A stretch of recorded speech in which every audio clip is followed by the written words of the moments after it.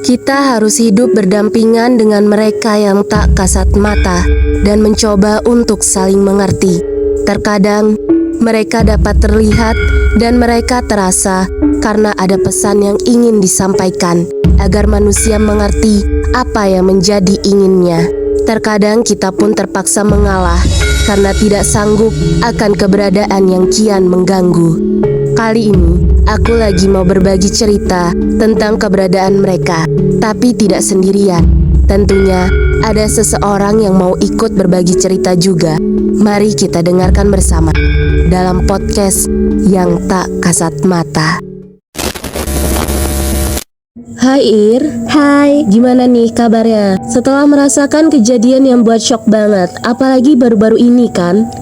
Ya begitulah, alhamdulillah masih diberi kesempatan untuk berbagi cerita ini. Tentu bukan cerita yang menyenangkan ya Nat. Iya betul banget nih, lebih tepatnya sih cerita atau pengalaman yang bikin bulu kuduk berdiri sih ya. Boleh diceritakan gak nih, gimana? Boleh banget nih Nat. Jadi dalam satu rumah tuh kami tinggal bertiga. Karena libur 1 minggu, jadi kami pulang ke Malinau untuk Idul Fitri lah kan. Nah, balik ke Tarakan di tanggal 25 hari Selasa. Kebetulan kami balik berdua doang, soalnya temanku yang satu belum balik. Nah, pas balik hari Selasa, sampailah jam 2 siang. Sesampainya di kontrakan, kami beberes rumah sama kamar tuh. Karena kecapean, aku tidurlah sampai nggak terasa. Aku bangun terus cek HP, ternyata sudah mau maghrib nih. Aku mau bersih-bersih mandi di WC, tapi tiba-tiba aku denger jelas banget tuh di WC kayak ada orang lagi mandi. Yang bunyinya tuh kayak jebiar-jebiur gitu. Ribut ya? Iya, jadi aku pikir logikanya sih pasti temanku ini lagi mandi. Iya. Sampai beberapa lama, aku tunggu, aku dengar suara pintu dibuka lah tuh. Nah, aku pikir itu pasti temanku udah kelar mandinya. Bener. Di sini posisinya aku masih berbaring sambil main HP ya. Nah, aku teriaklah, "Sin, sudahkah mandinya?" Karena nggak dengar sahutan, aku berpikirlah mungkin dia belum selesai mandinya. Karena nggak ada suara apa-apa, aku pikir mungkin dia buang air besar kah atau gimana kan. Ya terus? Tapi tiba-tiba ada yang ngetok pintu tuh di depan. Bangun, ambil jilbab, baru keluar buka pintu. Takut laki-laki yang ngetok. Iya benar. Tapi pas diriku buka, ternyata pintunya udah dikunci nih. Dan ternyata Sinta di depan sambil pegang kresek. Terus bilang, "Aku lupa bawa kunci. Jadi aku ngetok, kirain kamu udah kunci pintunya dari dalam." Aku kaku tuh di situ. Jantungku langsung kayak berdetak 2 kali lebih cepat, Nat. Nah, sampai akhirnya ya udahlah ya, aku coba lupakan aja. Siapa tahu halusinasiku kan. Iya benar. Apalagi baru bangun tidur Iya. nih. Aku udah kasih tahu Sinta nih. Nah, keesokan paginya Sinta heboh kasih tahu aku kalau dia mendapatkan rambut di kasurnya yang berkumpal banyak. Aku lihatlah warnanya pirang keputihan gitu. Kami heran lah dari mana ini rambut. Sedangkan kami di kontrakan ini gak ada yang berpirang. Apalagi kemarin kamar sudah dibereskan. Iya. Terus aku ceritakan lah tuh kejadian aneh yang aku alamin juga kemarin. Yang soal mandi soal itu mandi, iya. sama dia. Dan ternyata dia juga tadi malam begadang sampai jam 1. Dan ada yang ngetok pintu depan beberapa kali. Tapi dia ndak buka karena takut. Iya. Bunyinya itu kayak duk duk duk. Oke. Bukan ketukan kas tangan gitu, bukan kayak orang bertamu. Ya kali orang bertamu jam 1. Iya benar-benar. Setelah kami mengalami hal itu, kami nanya lah sama temennya Sinta yang bisa lihat makhluk seperti itu kan. Oke. Terus? Dia bilang ternyata ada penunggu baru yang masuk ke rumah selama kami tinggalkan. Di kamar mandi itu memang ada di pojok atas. Oke. Terus di kamar ada perempuan. Dan yang ngetok pintu itu adalah pocong. Oh my god. Makanya bunyinya itu Iya kayak bukan ketukan ya. Bener-bener merinding banget sih. Gila, kenapa sih bisa jadi kayak gitu tuh, kenapa? Oke, tahu nggak? Awalnya itu kosnya ini bagus dan aman. Tapi memang ada kesalahan yang kami perbuat. Oke, apa tuh? Itu kami saat pulang ke Malinau, kontrakan itu kami biarkan lampunya mati, Nat. Oh, I know. Jadi ya pada akhirnya mereka pikir kalau kami penghuni yang baru dan mereka penghuni yang punya sesungguhnya. Setelah itu karena nggak tenang ya, akhirnya kami mencari kontrakan yang baru dan alhamdulillah dapat. Alhamdulillah sih ya. Kalau kamu Nat, apa nih cerita yang bikin merinding? Kalau aku sih bukan merinding ya, karena lebih kasihan aja gitu. Nah, jadi waktu dulu aku masih kecil deh, tapi aku inget banget nih kejadian itu. Aku tuh tinggal di rumah kontrakan sama ibu bapakku.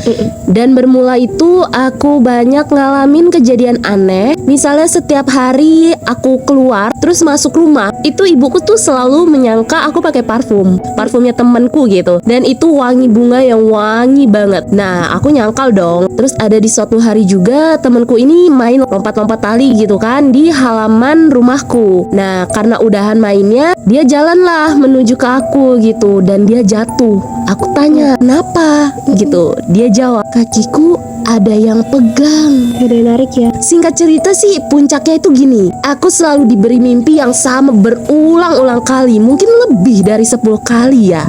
Mimpi gimana tuh, Nat? Jadi, dulu bapakku kan emang punya mobil pickup gitu ya. Itu diparkirlah di halaman rumah kontrakanku. Nah, di dalam mimpi itu aku ngintip dari jendela karena ramai banget di halaman depan. Ternyata ada cewek yang habis minum-minum, mabuk gitu. Ya olenglah dia dan ketabrak truk, kelindes. Terus dikuburnya di halaman depan rumahku. Gak lama setelah itu aku lihat gak ditutup liangnya. Aku bingung, dan gak lama setelah itu sepi kan tuh rumah itu. Nah bapakku datang, parkir mobil seperti biasanya. Aku refleks, jerit nangis kayak, "Pak, jangan parkir di situ. Ada mbak-mbak yang baru aja dikubur." Setelah itu selalu habis jerit dan nangis dengan kalimat yang begitu aku bangun. Gak tahu deh kelanjutannya tuh gimana. Terus aku jatuh sakit sampai berminggu-minggu demam tinggi itu. Pas kondisi sakit, setiap tidur mimpi yang sama datang terus. Nah dibawa tuh ke dokter, gak sembuh juga. Terus minggu demi minggu berjalan, suatu malam ibuku dapat telepon dari kakaknya, dan suami kakaknya ibuku tuh bilang, atau Pak Deko ya, dia bilang kayak dapat mimpi gitu. Dia bilang ada perempuan di depan rumah kontrakanmu. Dia minta kembang 7 rupa. Siram air doa dari ustadz sama kembangnya ditabur keliling rumahmu ya. Terus jangan parkir mobil pick up di depan rumahmu gitu, dia bilang. Langsung lah ibu bapakku kaget, terus turutin lah itu. Gak lama setelah itu aku sembuh, dan bapak ibuku pilih pindah rumah aja. Di hari pindahan aku inget banget aku inget tuh lihat dari spion ada cewek samar senyum melambaikan tangan di depan pintu rumahku, yang aku artikan terima kasih ya. Nah jadi dari situ juga aku tuh tiba-tiba ingat, setiap misalnya sore itu ibuku kan selalu mandi dan bapakku kan kerja.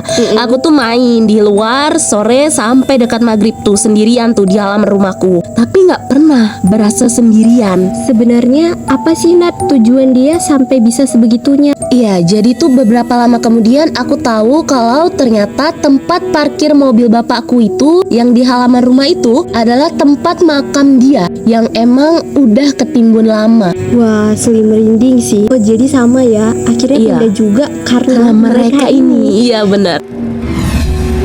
Oke deh, sampai segitu aja ya cerita kita kali ini. Aku Nadia Anindita dan Irma Wahida pamit undur diri. Sampai ketemu lagi di podcast selanjutnya yang tak kasat mata.